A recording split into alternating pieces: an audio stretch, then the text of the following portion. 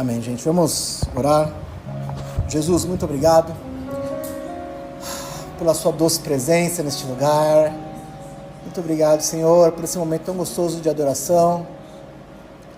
Obrigado por essa oportunidade que temos de estar aqui essa manhã e poder adorar, engrandecer o Teu nome, dizer que o Senhor é bom, o Senhor é maravilhoso. E mais uma vez, Pai, queremos engrandecer o Teu nome, Pai, dizer que o Senhor é o centro de tudo, Pai.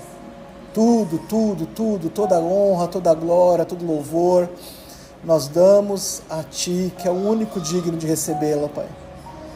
E pela Tua misericórdia, nós pedimos que o Senhor continue aqui conosco, que o Senhor continue falando aos nossos corações, que a nossa mente, que os nossos ouvidos estejam abertos para ouvir a Tua palavra, Pai, para que ela possa nos transformar mais um pouquinho essa manhã aqui, Jesus. Por favor, nós te pedimos, Pai, abrimos os nossos ouvidos e os nossos corações para isso, Pai, em nome de Jesus. Em nome de Jesus. Amém. Eu estava lendo uma passagem aqui, e aí eu me lembrei de um caso, de um não, né, mas de vários. Aí até procurei na internet uns exemplos, achei um lá, que no Brasil já aconteceu também, mas eu peguei um lá de fora, lá, eu peguei uma história de um rapaz chamado Michael Carroll. Não tem nada a ver, tá, gente, com a pregação, mas mais vocês entenderam. Esse cara, ele ganhou na loteria em 2002. E do dia pra noite, imagina, né? Tudo que ele imaginou que ele podia ter um dia, simplesmente ele podia ter. E durante um tempo lá, um certo momento da vida dele, isso bastou, sabe? Tipo, isso funcionou. Só que não passaram muitos anos e aquele dinheiro fácil, aquele acesso, né, aos sonhos e tudo mais, eles se tornaram decisões impensadas, consumo desenfreado e, de novo, não foram muitos anos na frente, simplesmente ele estava muito pior do que antes dele ganhar na loteria. E por que eu estou falando isso, né? Por que isso tem a ver com o que a gente vai falar hoje aqui? Porque muitas vezes aquilo que parece ganho, se a gente não tomar cuidado, ele se torna em perda. Aquilo que parece ser bom, se a gente não cuidar, isso pode se tornar em algo, por incrível que pareça, ruim. E a história que a gente vai ler hoje na Bíblia, está lá em Êxodo 32, se vocês quiserem abrir aí a Bíblia já, a gente vai ver uma história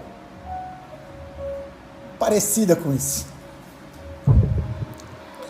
A gente também vai olhar e encontrar lá um povo que eles pensaram que tinham ganhado alguma coisa, ou estavam ganhando alguma coisa, mas na verdade a gente vai ver que eles estavam perdendo muito. Só para dar um contexto aqui, para todo mundo, né?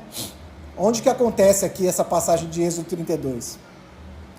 O povo estava cativo, eles estavam escravos no Egito, ficaram lá por muito tempo, e aí Deus ouve o clamor deles, Deus levanta um homem chamado Moisés para livrar eles do Egito, né? Eles passam por aquelas 10 pragas do Egito lá, bem conhecidas, e aí eles entram, atravessam lá o Mar Vermelho, de um sinal maravilhoso lá de Deus, abrindo o Mar Vermelho e tudo mais, eles passam, o mar fecha na cabeça do faraó, mata todo mundo, e aí eles estão andando pelo deserto, né? Então, nessa andança pelo deserto é que a gente encontra essa passagem aqui de Êxodo 32.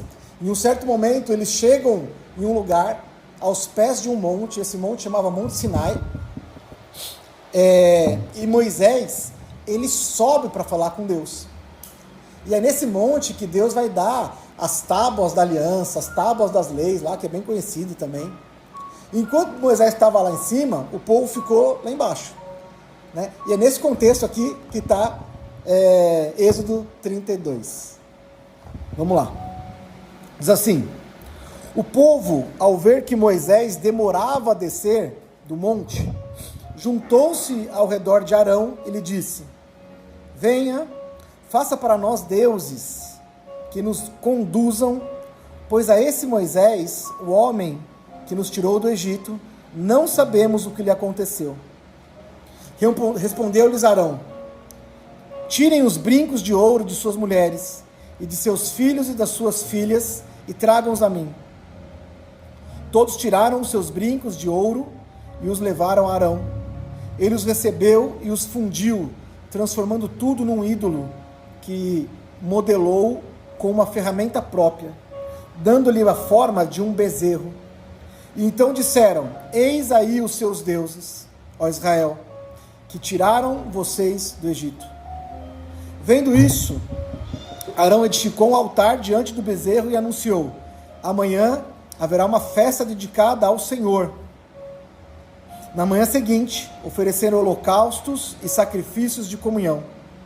O povo se assentou para comer e beber e levantou-se para se entregar à farra.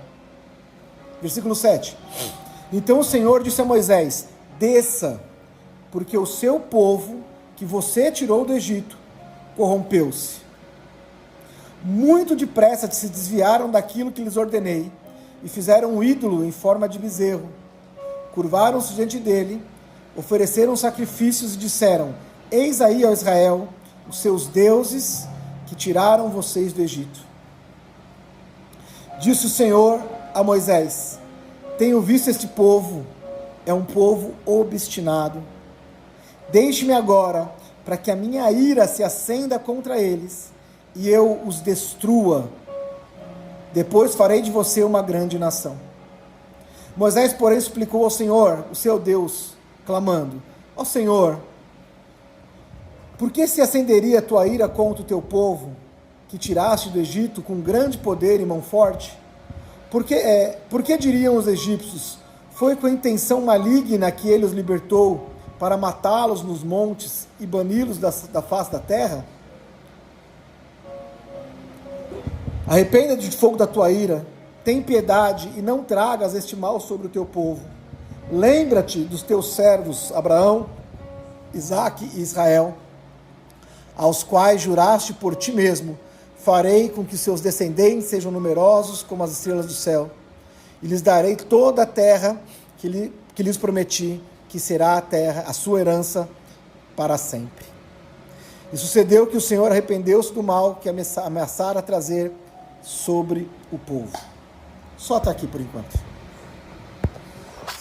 Aqui a gente vai ver então, nessa história, que Moisés, ele sobe, ele vai falar com Deus, e ele está lá no monte sozinho, falando com Deus. E o povo, aqui no versículo 1, vai dizer que o povo disse que eles não sabiam o que tinha acontecido com Moisés. O povo, ele não conseguiu esperar. E aqui há algo muito importante, que a gente tem que aprender e tomar como lição para a nossa vida, sabe? A impaciência nos leva a tomar decisões erradas na nossa vida. A falta da paciência nos leva a caminhos errados.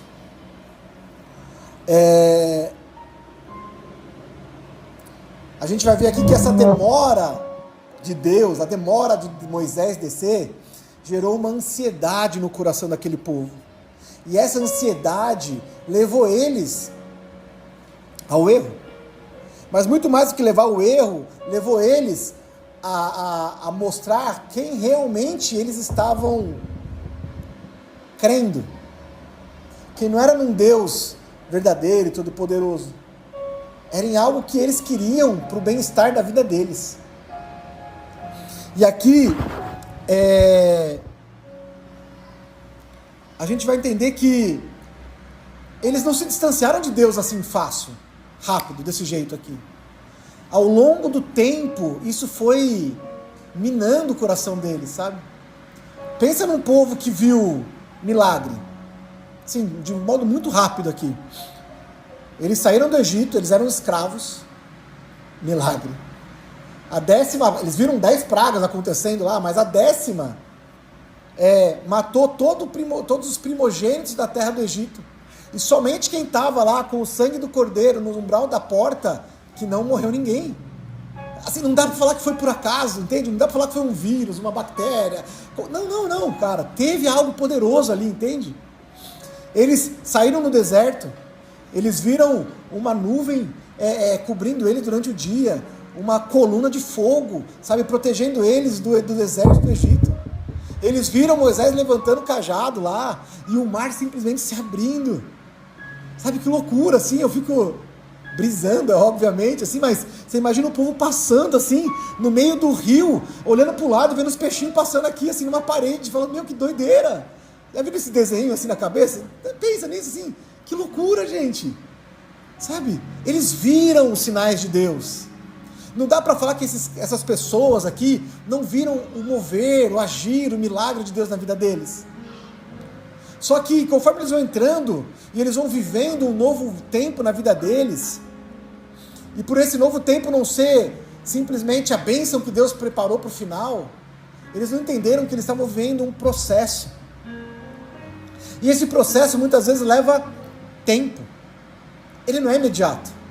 E sabe por que o processo leva tempo? Porque a gente precisa de tempo. Não é porque Deus precisa de tempo. Aquela travessia no deserto, dizem os especialistas aí, né, os geógrafos ou qualquer coisa do tipo aí, que ele deveria levar, entre aspas, 40 dias. E a gente vai ver na história toda aqui que eles passaram praticamente 40 anos no deserto. Aí a gente pode pensar, mas peraí, por que aconteceu isso? Por que Deus esqueceu eles lá? 2 Pedro 3,9 diz assim: o Senhor não demora em cumprir a sua promessa, como alguns pensam. Ao contrário, Ele é paciente com vocês, conosco, não querendo que ninguém se perca, ninguém pereça, mas que todos cheguem ao arrependimento. 2 Pedro 3,9. O que Pedro está falando aqui para nós é assim, olha, Deus não está demorando. Deus sabe exatamente o tempo certo. Sabe por quê? Porque Ele não quer que ninguém se perca no caminho. A ideia de Deus nunca foi deixar uma geração inteira no deserto. Mas o coração duro e perverso deles deixou eles no deserto. A ansiedade deles deixou eles no deserto. E aí, assim, como uma aplicação muito prática para a nossa vida quantas decisões elas nascem na nossa vida pela pressa, pela ansiedade. Quantas decisões a gente toma porque a gente quer apressar algo que Deus tem para a nossa vida. E aí a gente pode citar diversos, exemplos aqui. São relacionamentos fora da vontade de Deus. São decisões financeiras precipitadas.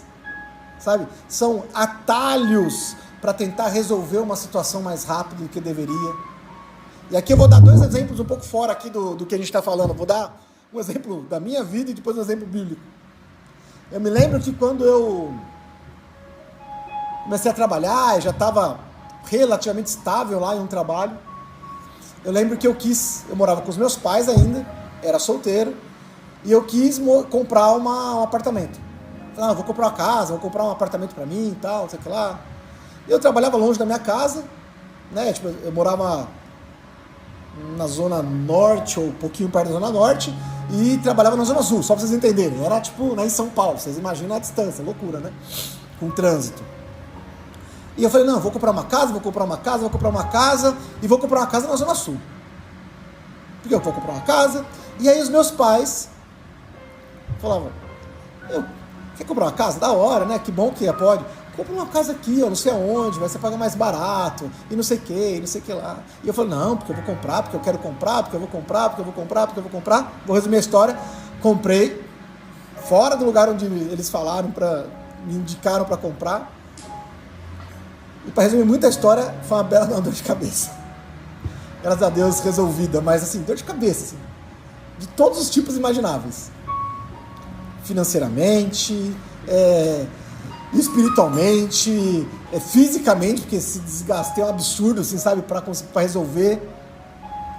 Então, assim, pressa, sabe? Dificuldade em conseguir ouvir.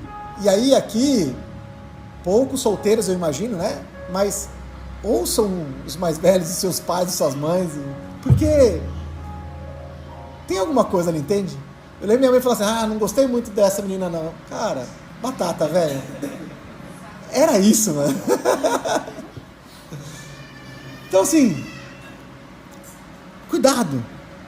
Outro exemplo que eu posso dar agora, bíblico, vou voltar um pouquinho o tempo atrás, a gente vai ver a história de Abraão, nem vou entrar muito, mas vou resumir aqui, tá bom?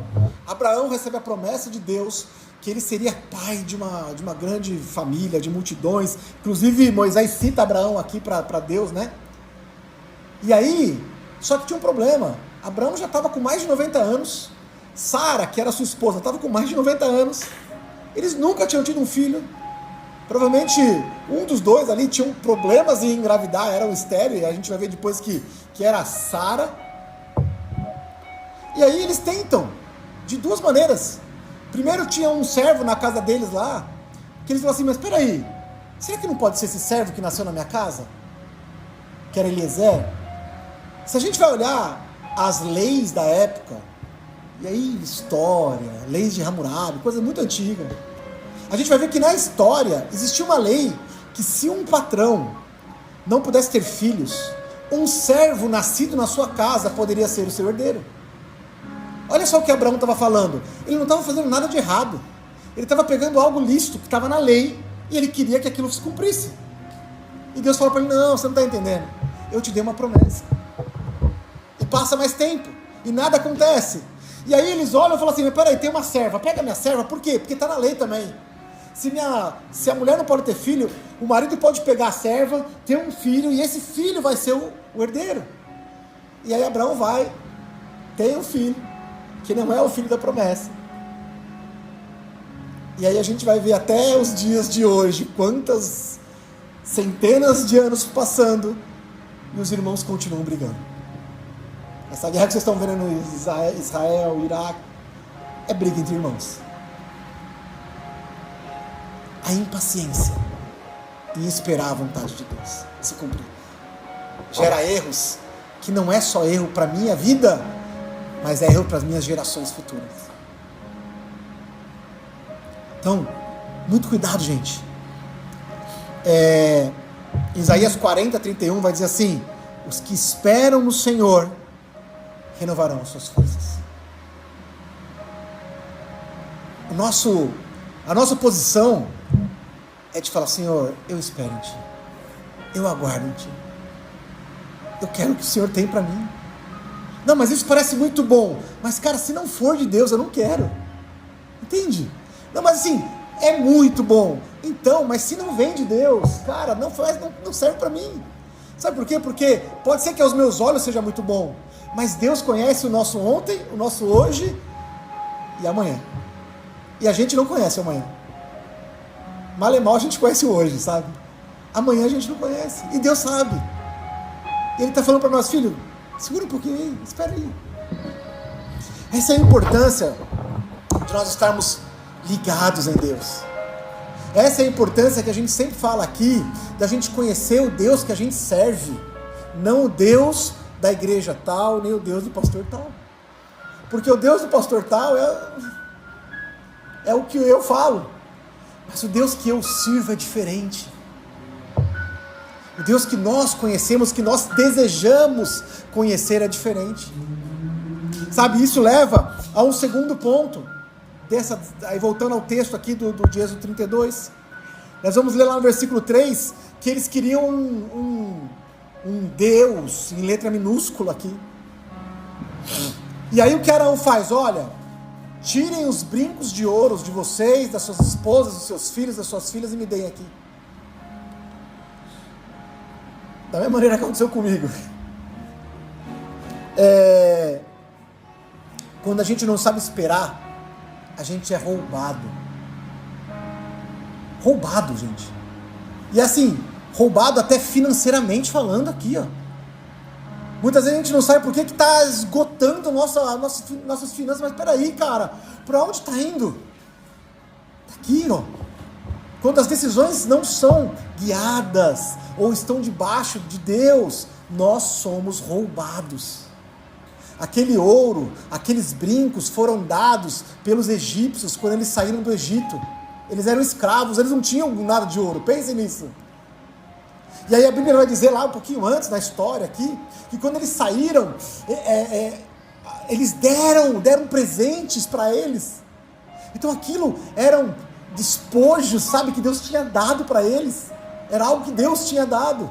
Mas a partir do momento que eles se afastam de Deus, eles são roubados. Roubados.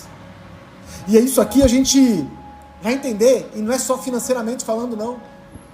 Quando a gente se afasta de Deus, por causa de um vício, sabe, o que rouba de nós? Tira a nossa paz. Quando a gente se afasta de Deus por causa de uma ambição, não, porque eu peso mais, que eu preciso de mais, o que é roubar de nós? A nossa família. Quando a gente deixa o orgulho tomar, sabe, o que afasta os nossos relacionamentos, as nossas amizades, os nossos amigos? Deus. Quando o pecado rouba, quando nós deixamos o pecado entrar, o que nos é roubado, o que nos é tirado, é a comunhão de Deus. Então existem consequências, entende? É assim.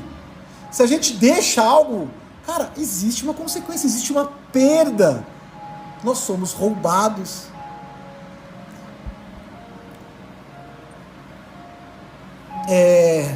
João 10:10 vai dizer assim: o ladrão vem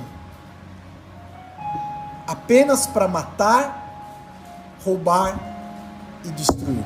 Evangelho de João, capítulo 10, versículo 10. Eles, literalmente, eles foram roubados enquanto achavam que estavam ganhando. Sabe? Eles achavam assim, não, a gente precisa de um Deus para nos guiar. Não, então peraí, vamos construir um aqui. Uau, tá pronto. E eles não estavam percebendo que eles estavam sendo roubados, sabe, que eles estavam perdendo aquilo que tinham.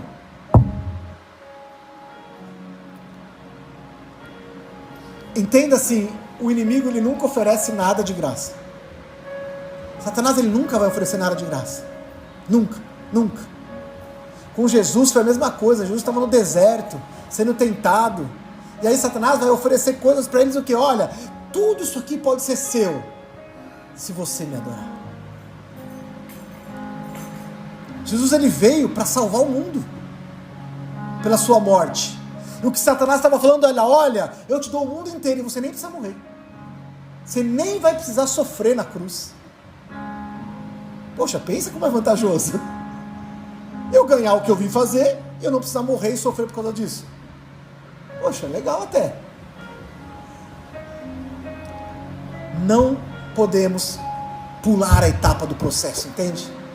O processo ele é importante para formar o nosso caráter, para formar quem nós somos em Cristo, para mostrar quem Deus é em nós. Deus, ele quer se revelar a cada um de nós. Deus, ele queria se revelar a cada um daquele povo. Mas porque aquele povo queria algo muito mais fácil, era muito mais fácil falar assim, Moisés, vai lá, Moisés, resolve lá, ou Arão, resolve aí, do que eles resolverem, entende? De novo, gente, é muito mais fácil a gente depender de alguém, depender que alguém ore por nós, que alguém dizer por nós, que alguém pague o preço por nós, que alguém vá ao monte por nós, que alguém leia a Bíblia por nós, do que a gente. É mais fácil. Não é mais fácil, é mais fácil. Só que isso vai levar a gente a um atalho. E atalhos cobram um preço.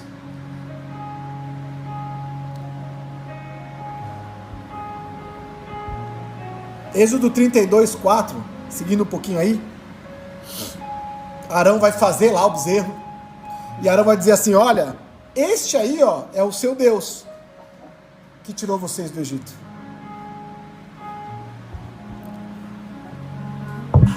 E às vezes eu fico me perguntando, sabe, cara, que doideira, né? Como é que esse povo fez um negócio lá e falou, esse aí, ó, tá vendo? Isso aí que tirou você do Egito. Sabe, e o que vem pra mim assim, é que o bezerro ele era mais confortável. O bezerro, ele não confrontava. O bezerro, ele não corrige. O bezerro, ele não exige mudança de caráter, de vida. E, de verdade, para nós não é diferente, gente. É muito mais fácil a gente seguir um evangelho sem renúncia. Um evangelho só do Deus é amor, paz é amor, sabe? É muito mais fácil a gente querer uma fé, sabe, sem uma transformação na nossa vida. Sem uma transformação de rota. É muito mais fácil nós seguirmos um Deus, com aspas aqui, que não confronta o pecado. É muito mais fácil. Sabe? Então, assim, é isso. O que eles estavam fazendo ali era tirando um Deus que estava guiando eles, mas que para procurar um Deus ou fazer um Deus que era muito mais tranquilo deles seguirem. Que não ia confrontar os meus desejos, os meus anseios, que não ia... Não. E aí quando a gente vai ver Jesus vai falar muito diferente disso. Em Lucas 9, 23, Evangelho de Lucas, capítulo 9, versículo 23, Jesus vai falar assim, acha aí, Lucas 9, 23.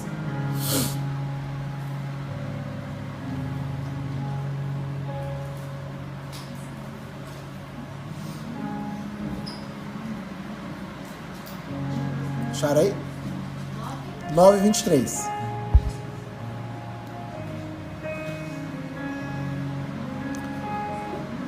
Diz assim, negue-se a si mesmo, toma a tua cruz e siga-me. Negue-se a si mesmo, tome a tua cruz e siga-me.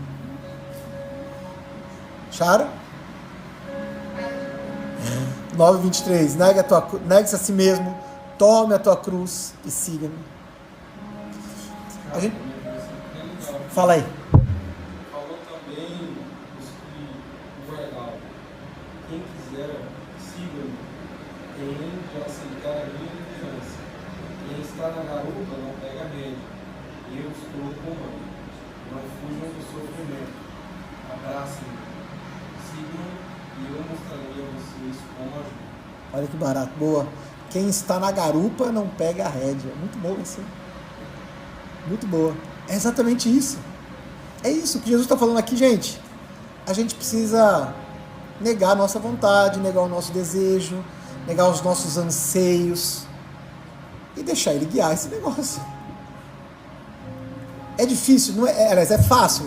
Não é fácil. É difícil deixar. Sabe, porque vai contra a nossa vontade, vai contra as nossas expectativas, né? A gente tem expectativas, a gente tem vontade, mas seguir a Ele, entender o processo, leva tempo.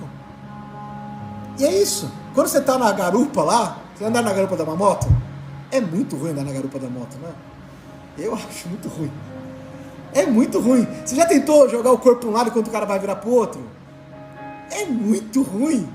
Inclusive atrapalha quem está dirigindo. É exatamente isso. Pensem nisso assim. É muito ruim.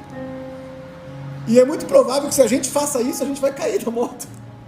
O que a gente faz na garupa? A gente só segura e deixa a pessoa guiar. É só isso. E confiar que quem está dirigindo não é qualquer um.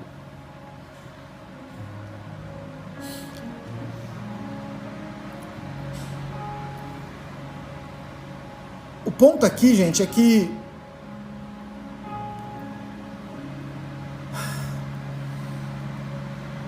essas decisões tomadas, esses pecados, sabe, essa direção tomada muitas vezes fora de ordem, ela traz consequências para a nossa vida.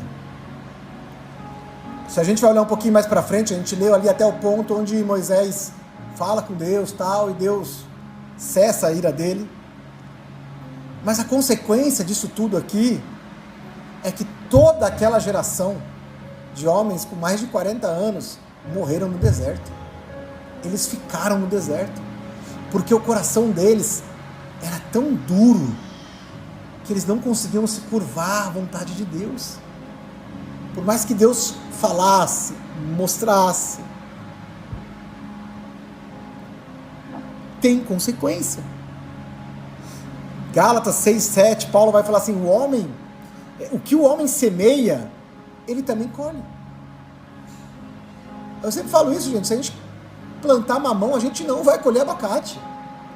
Não tem jeito. Se eu planto mamão, eu preciso esperar mamão. Sabe? E aí, é isso, gente, o que nós estamos semeando com a nossa vida. Que isso? E talvez a colheita não vai ser eu que vou colher, vai ser o meu filho, vai ser a minha filha. O que nós estamos deixando para os nossos filhos colherem é o que nós estamos plantando hoje. E não tem jeito, não adianta a gente falar, não, mas eu aqui estou fazendo do meu jeito, meu filho se vira depois. Ele vai colher alguma coisa. E um dia ele vai plantar também, mas primeiro ele vai colher. E talvez muitas coisas que nós estamos vivendo hoje é porque nós colhemos os nossos pais. E talvez eles, aqui não tiveram a sabedoria, ou o caminho, o entendimento que a gente está disponível para nós hoje aqui. E aí a gente pode tomar decisões diferentes, rédeas diferentes para a nossa vida, para a nossa família, para o nosso casamento, para os nossos filhos. E eu poder olhar para trás e falar assim, cara, essa decisão que eu achei errada do meu pai, da minha mãe, eu não vou tomar hoje. Cara, essa decisão aqui que eu tomei no passado, eu preciso mudar hoje. Não para mim, cara, mas porque não faz sentido.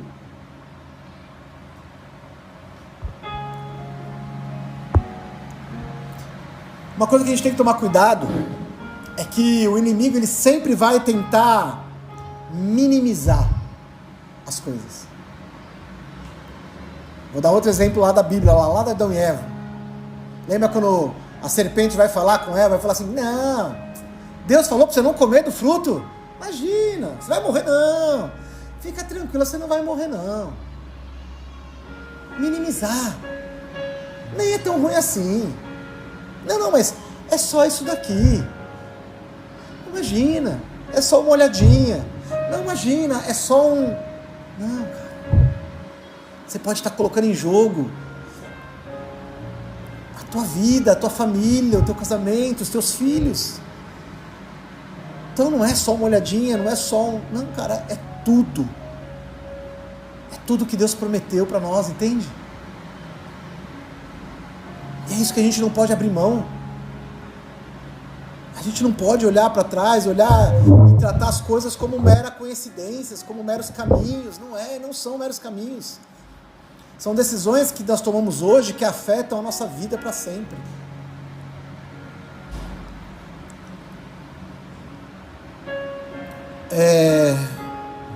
A gente vai ver lá em 32, Êxodo 32, que Moisés ele se levanta como um intercessor.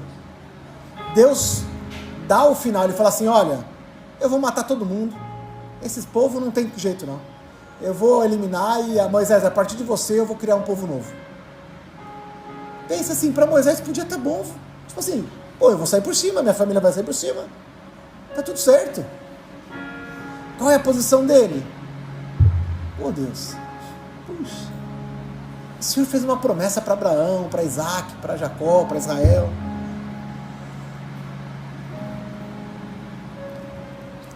Aquele povo tinha um intercessor, era Moisés.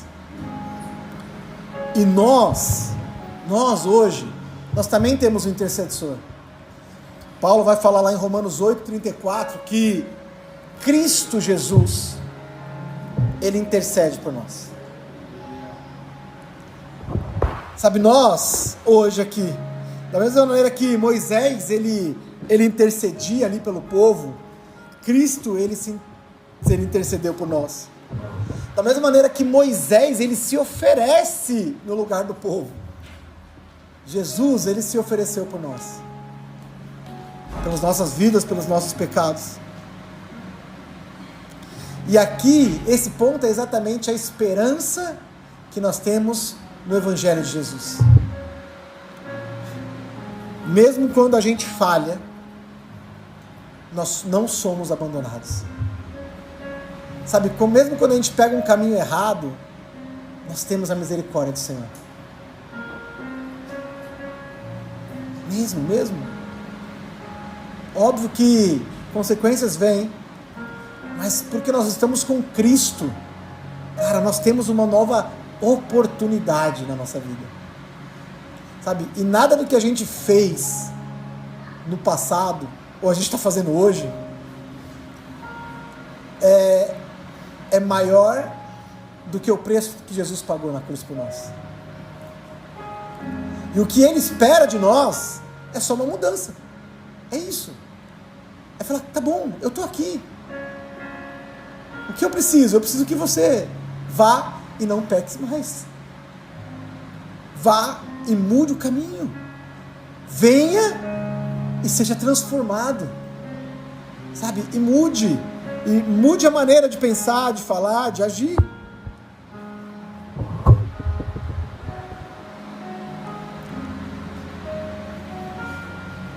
Mais uma vez, talvez nós estamos sendo roubados em muitas áreas da nossa vida, porque nós estamos querendo dar um jeitinho, sabe? Porque está demorando demais, porque, sei lá, não está bom do jeito que eu queria. E da mesma maneira que o povo lá teve que entregar todo o ouro, sabe? E perdeu e foi destruído. Parecia que eles estavam ganhando alguma coisa, mas na verdade eles estavam perdendo muito.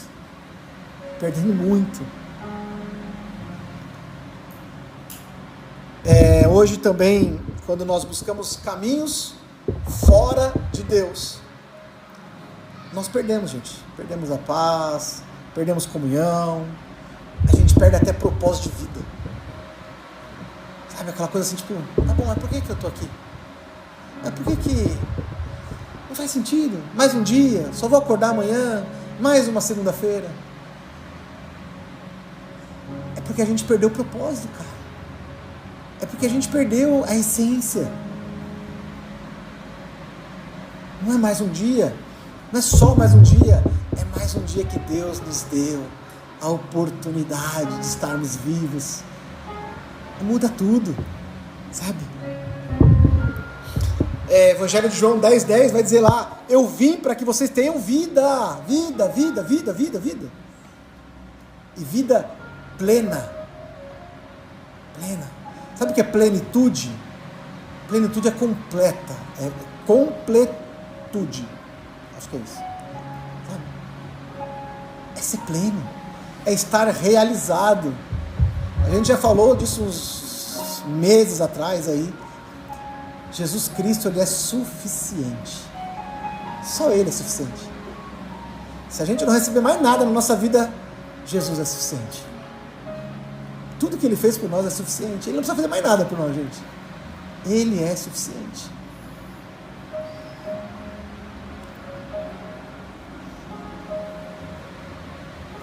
E para nós aqui, para nós finalizarmos aqui, eu acho que a pergunta que nós precisamos nos fazer aqui, né, a Bíblia fala para a gente se examinar.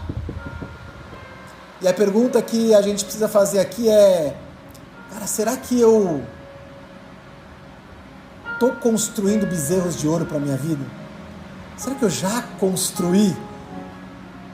Sabe, isso parece muito, não, mas eu sou crente, que isso não é para mim não. Não, é para a gente sim, cara. É para mim, sabe? Será que a gente tem construído coisas que estão nos roubando e a gente não está nem percebendo? Sabe? Por quê? Porque está demorando, porque não está do jeito que a gente gosta, porque... E aí uma coisa chama a outra. A Bíblia também vai falar que um abismo chama outro abismo. Sabe? E aí às vezes começa com uma coisinha e isso vai passar, e daqui a pouco a gente está totalmente vazio, a gente está sem a perspectiva, sem um propósito. Aí a gente vai olhar para a Bíblia e, cara, vai achar que, puxa, nem é assim também, veja bem. Aí a gente vai olhar para Deus e vai falar, tá bom, mas e se...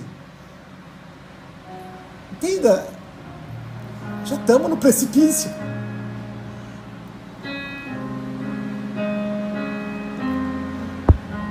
E aí a gente precisa realmente sondar, cara. Se a gente tem entregado, ou perdido, melhor dizendo, sabe, o nosso tempo, perdido o nosso coração, o nosso sentimento, perdido a confiança em Deus. Sabe? E aí, cara, a gente vai perdendo.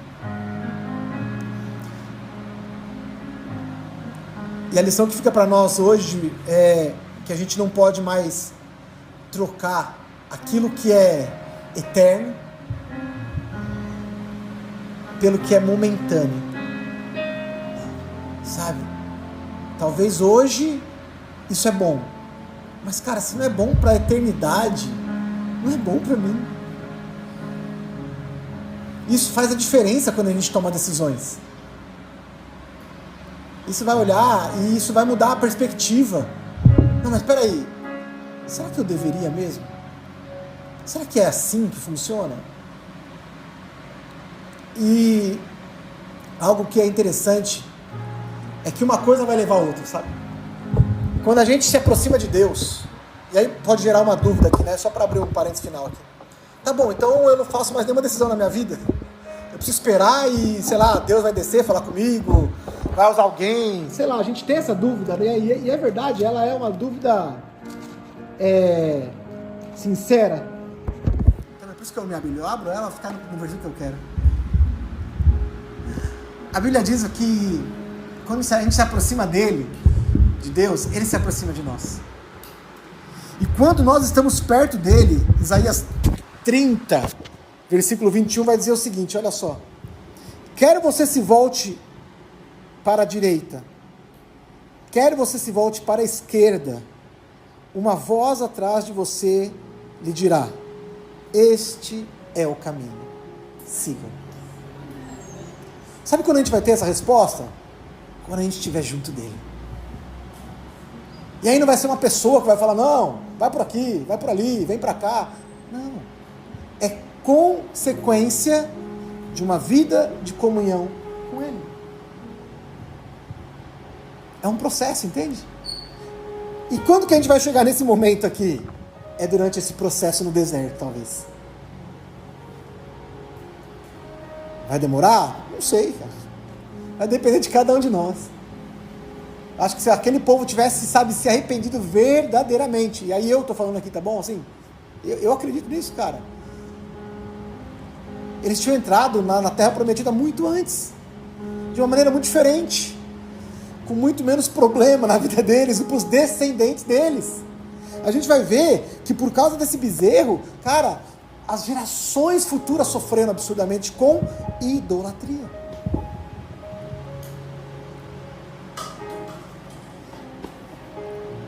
Plantaram e colheram. Mas Jesus nos dá uma oportunidade, gente, hoje, mais uma vez, de plantarmos algo novo. Sabe? E a gente cessar o que a gente vinha regando e plantar algo novo no lugar. E se alguma coisa para de ser regada, ser cuidada, ela vai morrer. E ela vai morrer. Mas se a gente começar a plantar e regar algo novo, sabe? Então,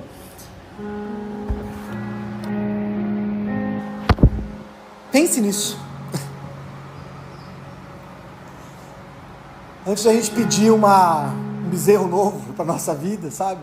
Vamos escolher confiar em Deus. Falar, peraí, não, cara, eu não posso tomar essa decisão agora. Eu preciso de Deus na minha vida.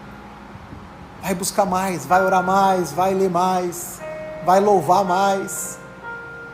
Cara, e aí sim, as decisões que nós tomarmos na nossa vida, como nós lemos aqui, se a gente virar para a direita ou para a esquerda, cara, Deus vai estar nos comandando e nos guiando.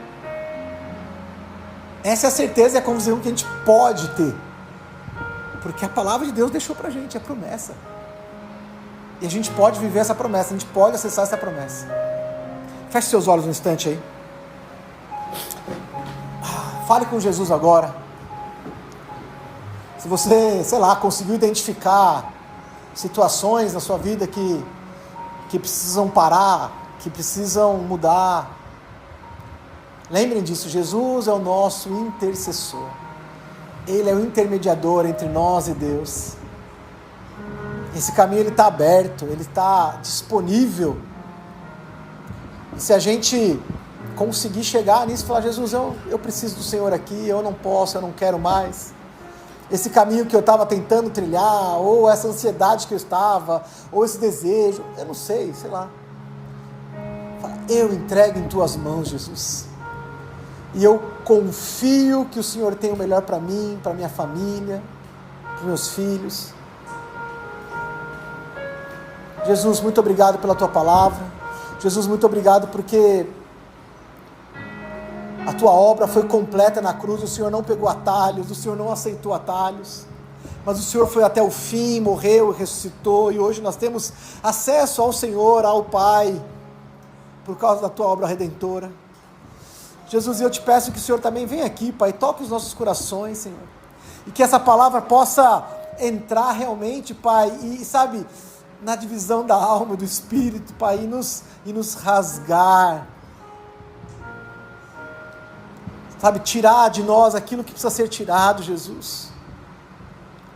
Pela tua misericórdia, que o teu Espírito possa nos encher, que a tua graça, que o teu amor possa nos mover, Senhor, para uma direção diferente, para que a gente talvez possa voltar ao lugar ou ao caminho que nós não deveríamos ter saído ou saído, que a gente possa trilhar novos caminhos, Pai, e que a gente possa entender que caminhos errados levam a resultados errados, Pai.